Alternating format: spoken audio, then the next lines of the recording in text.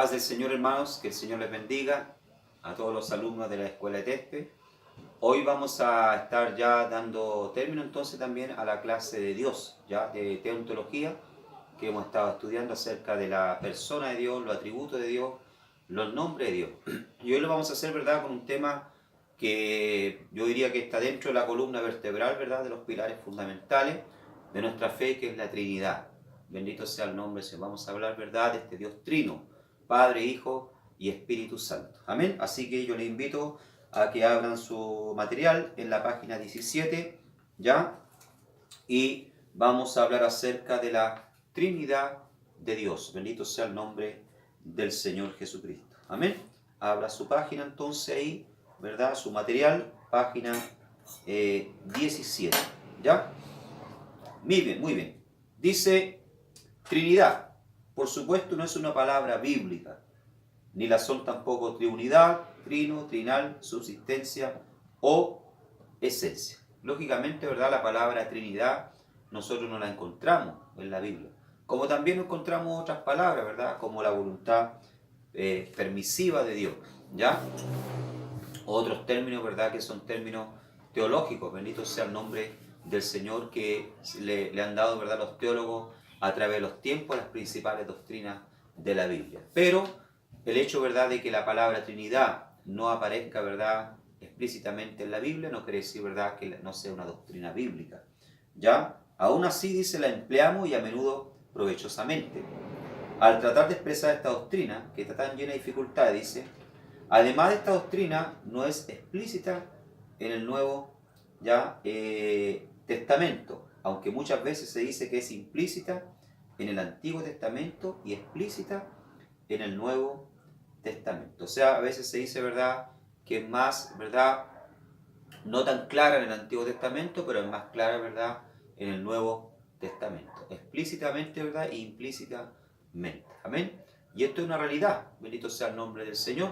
¿Por qué? Porque fue a partir del Nuevo Testamento, ¿verdad?, que pasamos a de Dios revelarnos, ¿verdad?, de que Dios era trino, Padre, Hijo y Espíritu Santo. Aunque también implícitamente, ¿verdad?, más ocultamente en el Antiguo Testamento, nos damos cuenta, ¿verdad?, que Dios es un Dios trino, Padre, Hijo y Espíritu Santo. La contribución del Antiguo Testamento con respecto, ¿verdad?, a la Trinidad. Sin lugar a duda, el Antiguo Testamento enfatiza la unidad de Dios. Sin embargo, hay sugerencias claras de que 6 personas en la deidad. Por lo tanto, uno pudiera decir que el Antiguo Testamento contiene indicaciones que permiten la revelación posterior de la Trinidad de Dios. ¿Cuáles son estas indicaciones? ¿Ya? O sea, lógicamente, el Antiguo Testamento nos muestra de que Dios es uno. Bendito sea el nombre del Señor, porque así Dios tenía que revelárselo a la nación de Israel. Recuerden ustedes que Israel siempre ha tenido ya una tendencia a la idolatría. Desde cuando Dios llamó a Abraham, ¿verdad? Abraham venía de Ur de los Caldeos, ya de una ciudad idólatra. Su padre, ¿verdad?, era un fabricante de ídolos. Y vemos a través, ¿verdad?, de la evolución de Israel, que siempre, ¿verdad?, tuvo la tendencia hacia la idolatría. Se vino a sanar de esto, ¿verdad?, ¿cuándo? Cuando fueron llevados cautivos a Babilonia y estuvieron cautivos durante 70 años en Babilonia. A partir de ahí, ¿verdad?, se le puede acusar de muchas cosas a Israel, de rebeldía, de desobediencia, pero nunca, ¿verdad?, de idolatría. ¿Por qué? Porque finalmente aprendieron la lección. Entonces, cuando Dios, ¿verdad?, en el monte Sinaí se le revela, ¿verdad?, al pueblo de Israel con sus leyes, bendito sea el nombre del Señor, Él tenía que dejar claro a ellos, ¿verdad?, que no había otro Dios a no ser Él. Por eso vemos ahí la unidad de Dios entonces, ¿ya? La unidad de Dios, dice. El celebrado Shema de Israel, en Deuteronomio 6:4, que llegó a ser la confesión de fe básica del judaísmo, enseña la unidad de Dios. Puede ser traducida: el Señor nuestro Dios es un Señor, o el Señor nuestro Dios, el Señor es uno, o el Señor nuestro Dios es el Señor solamente. Ya vamos a Deuteronomio capítulo 6, verso 4. Lógicamente, que es lo que yo les dije anteriormente, ¿verdad? Dios tenía que revelarse de esta manera a Israel para que ellos, ¿verdad?, entendiesen de que estaban sirviendo a un Dios, ¿verdad?, y no a muchos dioses como lo hacían las otras naciones paganas. Recuerden ustedes que cuando Dios saca a Israel de Egipto, ¿verdad?, Egipto servía a muchos dioses. El faraón era considerado, ¿verdad?, un dios, el dios Ra, tenían el dios Nilo, bendito sea el nombre del Señor, y etcétera, otros dioses. Dice acá, Deuteronomio capítulo 6, verso 4, Oye Israel, Jehová nuestro Dios, Jehová uno es. ¿Ah? Entonces, aquí claramente, ¿verdad?, Dios le está dando a entender de que Dios es uno a Israel para que ellos no cayesen, ¿verdad?, en adoración a otros dioses, en un politeísmo. Bendito sea el nombre del Señor. ¿Ya? Dice acá, esta última traducción enfatiza la singularidad de Dios, más que la unidad, pero implica la unidad por excluir el politeísmo, dice. Otros pasajes como Éxodo capítulo 20, verso 3, Deuteronomio 4, 35, insisten en la lealtad de Israel al Dios único. ¿Ya? Es lo que yo le decía anteriormente, ¿verdad? Era para que una forma de resguardar a Israel, para que ellos no cayeran en el politeísmo y solamente practicasen el monoteísmo o la adoración a un solo Dios. La mayoría de los pueblos, ¿verdad?, de la época de Israel ya eran pueblos politeístas, que adoraban a muchos dioses. ¿Ya? Palabras en plural, dice.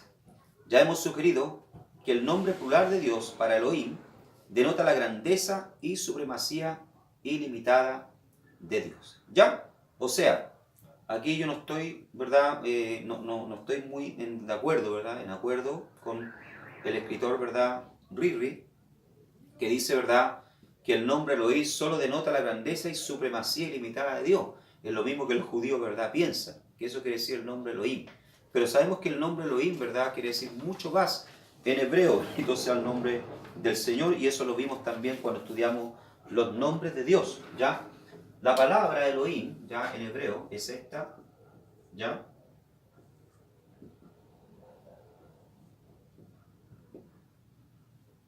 Elohim, ¿ya? Que es una palabra, ¿verdad? Es una palabra, ¿verdad?, plural, ¿ya? Es una palabra plural porque tiene al final esta fórmula im. Y cuando una palabra hebrea, ¿verdad?, tiene esta fórmula final im, ¿verdad?, es una palabra plural y no singular, ¿ya? Esta palabra quiere decir dioses, ¿ya? Esto cualquier judío, ¿verdad?, que habla hebreo y que entiende hebreo, persona que haya estudiado hebreo, ¿verdad?, sabe que esto quiere decir dioses. Y esto lo encontramos en Génesis capítulo 1, versículo 1. ¿Ya? Bendito sea el nombre del Señor. Génesis capítulo 1, verso 1 dice: en el principio, ¿verdad?, Bereshit bara Elohim. ¿Ya? En el principio creó los dioses, bara Elohim. Et ha shamayim be et ha aeretz. Creó los cielos y la tierra. Quiere decir, ¿verdad?, que en el inicio de la creación de Dios, dioses participaron, ¿verdad?, de la creación. Ahora, si usted le pregunta, ¿verdad?, a un judío, le va a decir, no, que esto, Elohim, ¿verdad?, quiere expresar lo majestuoso de Dios. Y no es así. Sabemos, ¿verdad?, que Elohim, esta fórmula Elohim también se usaba para los dioses cananeos y para los ángeles. O sea, aquí está hablando de más de un Dios. Ahora, ¿cómo nosotros los cristianos entendemos esto? Cuando habla de Elohim, dioses, lógicamente sabemos que en la creación participaron ¿quiénes? Participaron, ¿verdad?, ¿ya?, el Padre, ¿ya?, el Hijo y el Espíritu Santo. ¿Ya? O sea, las tres personas de la Trinidad, ¿verdad?, participaron de la creación. Por eso dice, ¿verdad?, Elohim. ¿Ya? O sea, está hablando de más de una persona. ¿Ya? Bendito sea el nombre del Señor. Y no tiene nada que ver, ¿verdad?, con majestuosidad, como dice acá, trata de aclarar, ¿verdad?, Ridley. Y como lo dicen, ¿verdad?, los judíos hasta el día de hoy. Sin embargo, vemos otros textos en la Biblia, ¿verdad?, que claramente nos hablan y nos muestran, ¿verdad?, que dentro de la creación de Dios, ¿verdad?, y del trabajar de Dios con su pueblo, ¿verdad?, siempre se manifestaron más de una persona. Entonces vemos en Génesis capítulo 1, verso 26, bendito sea el nombre del Señor, ¿ya?, que dice: entonces dijo Dios, hagamos, miren, aquí nuevamente, ¿verdad?, entonces habló Elohim, hagamos al hombre a nuestra imagen, conforme a nuestra semejanza. Y señore los peces del mar, las aves de los cielos, las bestias en toda la tierra y en todo animal que se arrastra sobre la tierra. Entonces dice, hagamos. O sea, Si yo le pregunto a usted, ¿verdad? ¿A quién Dios está invitando ahí a participar de la creación del hombre? Está hablando con los ángeles. Los ángeles, yo le pregunto a usted, ¿tienen ya? Los melajim, ¿tienen poder, verdad, para crear? No. Los ángeles no tienen poder para crear porque los ángeles fueron creados, son criaturas igual que nosotros, creadas por Dios. Aquí, lógicamente, ¿verdad? Cuando dice hagamos al hombre, y dice Dios, Elohim, hagamos al hombre, está invitando a la Trinidad, está invitando al Padre, al Hijo y al Espíritu Santo. Tenemos otro ejemplo más, ¿verdad? En Isaías capítulo 6, ¿ya? Isaías capítulo 6, ¿ya? Verso 8. Vamos a ver ahí. Isaías capítulo 6. Vamos a ver esa referencia bíblica que dice: después oí la voz del Señor que decía, ¿a quién enviaré? ¿Y quién irá por nosotros? Entonces respondí yo, heme aquí, envíame a mí. Ya, algunos escritores dicen, ¿verdad?, que cuando Dios hace esa pregunta acá, esa pregunta la está formulando en el cielo, ¿ya? Algunos católogos dicen, ¿verdad?, que se la está formulando, ¿verdad?, a los seres celestiales, para quién va, ¿verdad?, a ir en rescate del hombre, de la humanidad. Que esta pregunta, ¿verdad?, se formuló en el inicio de la creación. ¿A quién enviaré y quién era por nosotros para rescatar al hombre? ¿Ya? Y fue el propio Jesucristo, ¿verdad?, quien se ofreció para venir a morir por nosotros.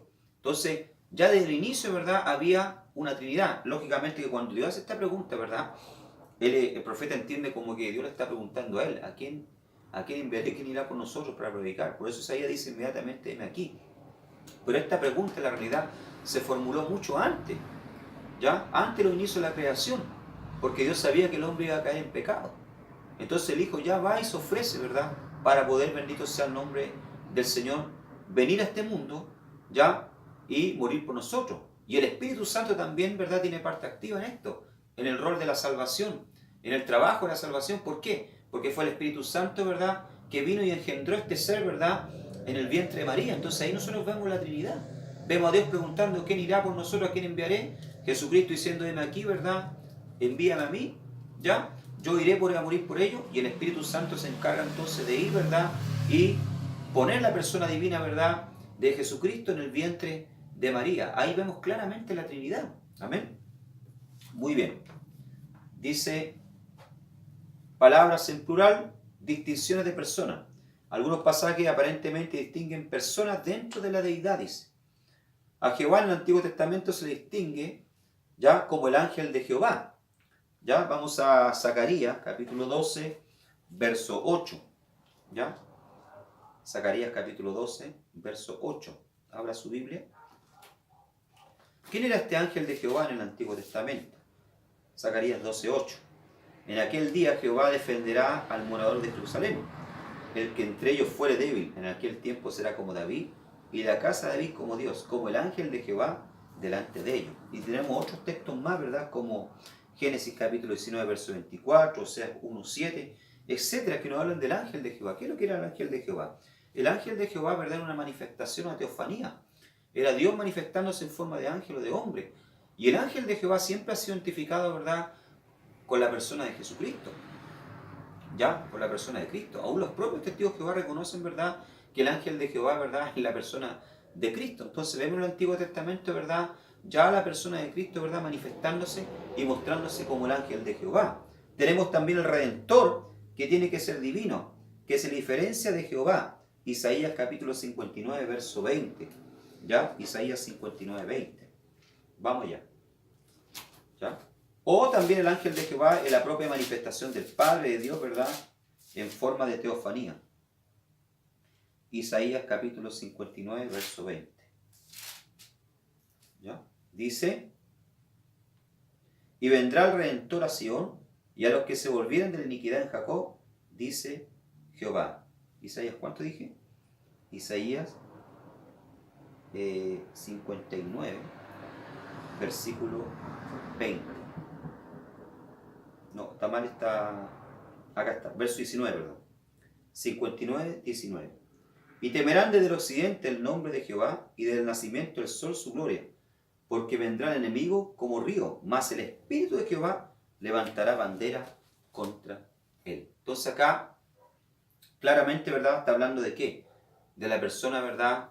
Bendito sea el nombre del Señor, del Espíritu Santo, ¿ya? O del Redentor, Jesucristo, ¿ya? Y vemos varios pasajes más que nos muestran, ¿verdad? Entonces que el ángel de Jehová puede ser el Padre, ¿verdad? Dios mismo, una teofanía, ¿verdad? De Dios, o también la persona de Cristo. Y también nos habla del Espíritu de Jehová, ¿ya? Por ejemplo, tenemos también en el libro de Isaías, capítulo 53, que nos habla de los padecimientos del Mesías. Si usted le pregunta, ¿verdad?, a un judío quién es, ¿verdad?, el siervo sufriente Isaías del capítulo 53, le va a decir que el profeta Isaías.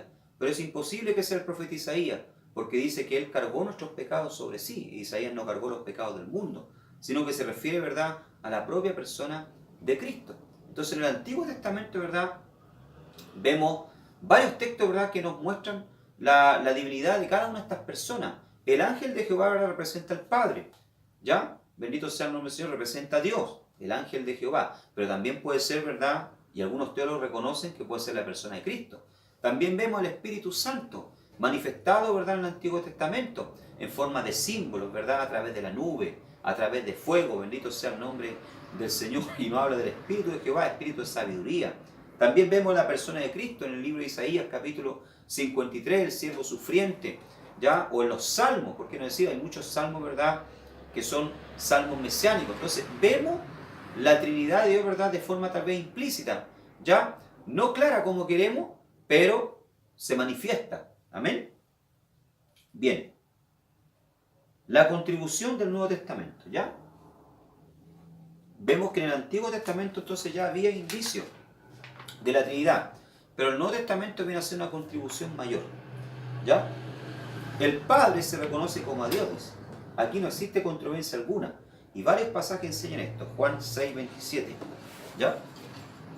Entonces en el Nuevo Testamento el Padre se le conoce como a Dios. Juan 6, 27, ¿ya? Trabajad no por la comida que perece, sino por la comida que a vida eterna permanece, la cual el Hijo del Hombre os dará, porque a este señaló Dios el Padre. Mira, aquí habla del Hijo y habla de Dios como el Padre. Entonces, el Nuevo Testamento, ¿verdad?, nos muestra a Dios, ¿verdad?, claramente, ¿verdad?, como Padre. Jesucristo se reconoce como Dios, dice. Él mismo alegó tener atributos que solamente Dios posee, como la omnisciencia, omnipotencia, omnipresencia. Él hizo cosas que solamente Dios puede hacer. Las personas de su día reconocieron esto, aunque algunas veces renuevamente, como perdonar pecado, ¿ya? O sea, a veces aceptaban ciertas cosas, ¿verdad?, y ciertas cosas de Cristo no, pero reconocían, ¿verdad?, que era el Hijo de Dios, ¿ya? Resucitar los muertos.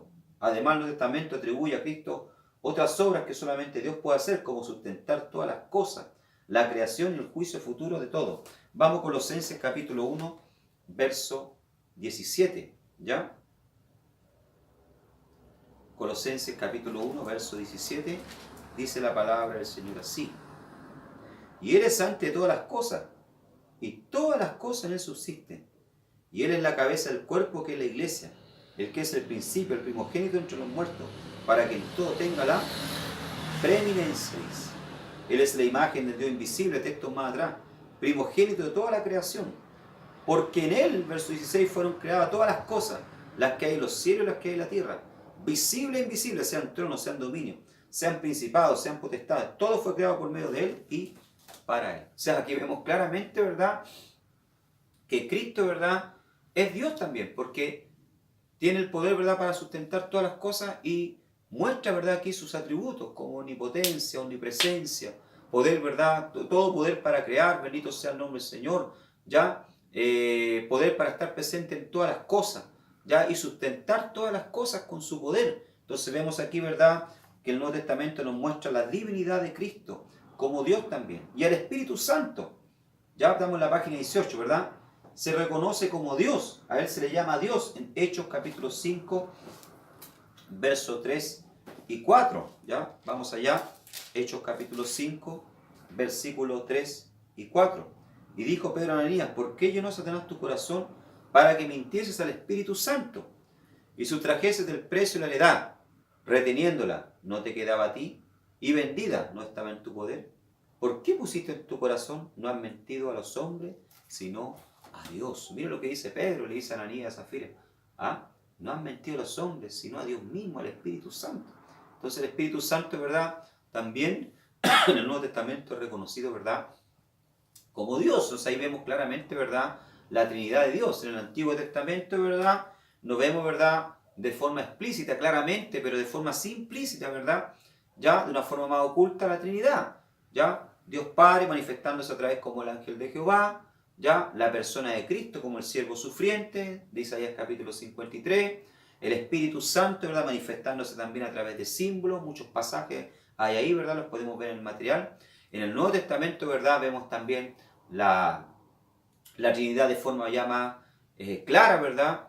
Ya a Jesucristo, ¿verdad? Mostrando la divinidad de Cristo, ya como Dios, sustentando todas las cosas, el Espíritu Santo, ¿verdad? Como Dios, ya el propio Pedro reconociendo que el Espíritu Santo era Dios, y vemos también, ¿verdad?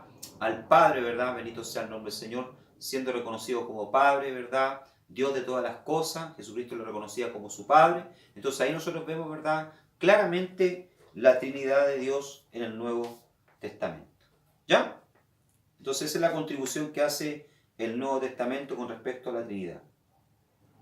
Evidencias de la Trinidad. Mateo capítulo 28, verso 19 dice, hace la mejor declaración de la unidad y el aspecto trino, de asociar igualmente a las tres personas y unirlas en un nombre singular. Mateo capítulo 28, verso ya, 19. ¿Ya? Mateo capítulo 28, verso 19, que nos muestran claramente la Trinidad de Dios. Dice, por tanto, id a ser discípulos, dice, a todas las naciones, bautizándole en ¿qué? En el nombre del Padre, del Hijo y del Espíritu Santo. ¿Ya? O sea, aquí está claramente la Trinidad, Padre, Hijo y Espíritu Santo. ¿Ya? Si la Trinidad no fuese real, ¿verdad? No existiese en el Nuevo Testamento, entonces Jesús, ¿qué hubiera dicho? Vayan y bauticen solamente en el nombre del Padre, Jehová. ¿Ah? ¿Pero qué dice? Bauticen en el nombre del Padre, Hijo y Espíritu Santo. O sea, es la Trinidad divina. ¿Ya? Entonces aquí vemos de forma clara, ¿verdad? Bendito sea el nombre del Señor, la Trinidad de Dios. Podríamos ver otros pasajes, ¿ya? Como por ejemplo cuando Jesús, ¿verdad? Se bautiza. Ahí vemos la Trinidad presente. En el bautismo, ¿verdad? De Jesús. Dice que Jesús, ¿verdad? Sale del agua, el Hijo, ¿verdad? ¿Ya? Escuchan la voz del Padre que dice, este es mi Hijo amado en quien me complazco. Y ve, ¿verdad, Juan? Descender al Espíritu Santo en forma de paloma. ¿Qué es lo que vemos ahí? La Trinidad. Hijo, Padre, Espíritu Santo. Padre, Hijo, Espíritu Santo. ¿Ya? Vamos a ver otro texto. 2 Corintios 13, 14. ¿Ya? Abra su Biblia.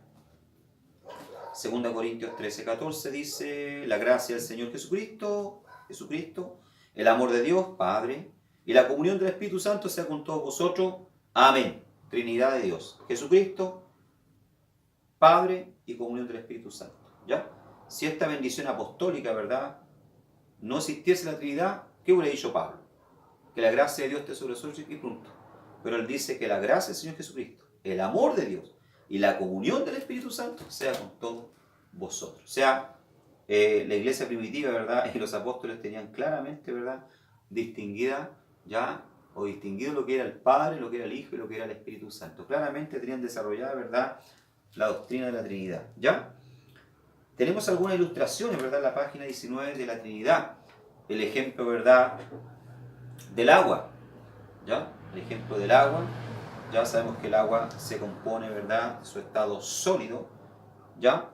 De su estado líquido y de su estado gaseoso, ¿ya? Pero todo es agua. La esencia, la fórmula es H2O, ¿ya? Todo es agua. Aunque está compuesto, ¿verdad? De estado sólido, líquido y gaseoso, pero sigue siendo, ¿verdad? Agua. Amén. Entonces, lo mismo pasa con Dios, ¿verdad? Dios es Padre, Dios es Hijo, Dios es Espíritu Santo, pero sigue siendo un Dios. Tres personas, ¿verdad? Amén. Y cada uno cumple, y ojo con esto, ¿verdad? Porque esto no está en el material, ¿verdad? Cada uno cumple una función, ¿ya? El Dios Padre, ¿verdad? Llama al pecador. El Dios Hijo lo salva, ¿ya? Y el Dios Espíritu Santo hace la obra de regeneración en la vida de él. O sea, cada uno cumple, ¿verdad? Una función. Bendito sea el nombre del Señor. Amén. Cada uno cumplió una función. En el pasado Dios llamó a los patriarcas, llamó a Israel, a las naciones, a servirle. ¿Ya? Después vino, ¿verdad? El Hijo, se hizo carne, vino a este mundo, habitó en este mundo, ¿verdad? Murió en la cruz para salvar al pecador. Y después que el Hijo partió, ¿verdad? Entonces estamos ahora en la dispensación del Espíritu Santo, quien regenera, ¿verdad? Quien convence al pecador, amén, y quien lo prepara para ir al cielo. Entonces, vemos que en cada dispensación, ¿verdad? Una persona de la Trinidad cumplió una función diferente. Podríamos mostrar, ¿verdad? También otro ejemplo, como el ejemplo del triángulo. ¿Ya? Son tres caras diferentes, ¿verdad? Pero es un solo triángulo, ¿verdad? Dios, Jesús, Espíritu Santo. ¿Ya? Entonces, tres caras diferentes, pero es un solo triángulo. Tenemos otro ejemplo, ¿verdad? Del huevo. ¿Ya? El huevo tiene la cáscara. El huevo tiene la yema, o perdón, la clara. ¿Ya? El huevo tiene, perdón. El huevo tiene la clara. Y por último tiene la yema. Pero es que lo que es un huevo. Un huevo. Y por último tenemos el ejemplo del ser humano también, ¿ya? Tratar de dibujar acá el ser humano, ¿ya? Tenemos la persona, ¿verdad? ¿Ya? Bueno, la persona sale también, pero la persona, ¿ya? El ser humano está compuesto de cuerpo, ¿ya? El ser humano está compuesto de alma. ¿Y el ser humano está compuesto de qué? De espíritu. Tricotómico. Pero es un ser humano, es una perdón, persona. ¿Amén? Entonces son algunas ilustraciones, ¿verdad? También que nos hacen entender un poco más acerca de la Trinidad. Un repaso de la historia de la doctrina. El monaquismo. ¿Qué quiere decir monaquismo? Es la adopción de un estilo de vida monástico, ¿ya? Hubo un tiempo, ¿verdad? Por ahí por el siglo II de la iglesia, ¿ya? En que los cristianos, muchos, ¿verdad? Se iban al desierto a vivir para poder tener más comunión con Dios y poder alejarse un poco del mundo, ¿verdad? Se iban a estos monasterios, ¿ya? Y se encerraban. Por eso se le llamaba el tiempo, ¿verdad? La época del monaquismo, ¿ya? Los padres de la iglesia primitiva no formularon, dice, alguna declaración clara tocante a la Trinidad en esta época, ¿ya? Algunos no estaban tan claros en cuanto al logos, y la mayoría no estaban interesados en poner atención al Espíritu, con la excepción de su obra en la vida de creyente. Dice, en respuesta a Prasea, Tertuliano, quien fue, ¿verdad?, un padre de la iglesia en el siglo II, un gran escritor, afirmó el aspecto trino de Dios, siendo el primero en usar la palabra Trinidad. O sea, este padre, ¿verdad?, Tertuliano, ¿ya?, fue el primero en utilizar la palabra Trinidad, en darse cuenta, ¿verdad?, que el Padre, entonces, no que los otros no se hayan dado cuenta, ¿verdad?, pero fue el primero en decir, ¿verdad?, Dios es trino, Padre, Hijo y Espíritu Santo. Ahora, lógicamente, en esta época también hubieron detractores, hubieron gente que se opuso, como se ponen hoy, ¿verdad?, a la doctrina de la Trinidad. Hoy en día, ¿verdad?, nosotros tenemos el ejemplo más claro de los testigos de Jehová. Los testigos de Jehová, ¿verdad?, dicen que la Trinidad, ¿verdad?, la doctrina de la Trinidad es una doctrina, ¿verdad?, que viene de Roma, de la Iglesia Católica, que es una doctrina, ¿verdad?, satánica, pagana. ¿Ah? Bendito sea el nombre del Señor, ¿verdad?, porque ellos, ¿verdad?, son unitaristas, ¿ya?, y no trinitarios como nosotros. Ellos solamente creen en Jehová y ven al Espíritu Santo como una fuerza activa, ¿verdad?, y a Jesús como un ángel, como el ángel de Jehová, ¿ya? Y en la época también, ¿verdad?, de los padres de la iglesia como Tertuliano, ¿verdad?, nace el arrianismo, ¿ya? ¿Quién era Arriano? Arrio, ¿verdad?, era un presbítero antitrinitario de Alejandría, dice. Distinguió al singular Dios eterno del Hijo, quien fue generado por el Padre, y por lo tanto tuvo al singular Dios eterno del Hijo, quien fue generado por el Padre, y por lo tanto tuvo un principio. Él también enseñó que el Espíritu Santo fue la primera cosa creada por el Hijo, puesto que todas las cosas fueron hechas por el Hijo. Él halló respaldo escritural para sus puntos de vista en pasajes que se parecían presentar al Hijo como inferior al Padre, como Mateo 28, 18, etc. ¿Ya? Entonces, Arrio se oponía, ¿verdad?, a la doctrina de la Trinidad, diciendo que el Hijo, ¿verdad?, no era Dios, que había sido creado, engendrado, ¿ya?, y que el Espíritu Santo había sido engendrado por Jesús, por el Hijo. O sea, imagínense esta doctrina.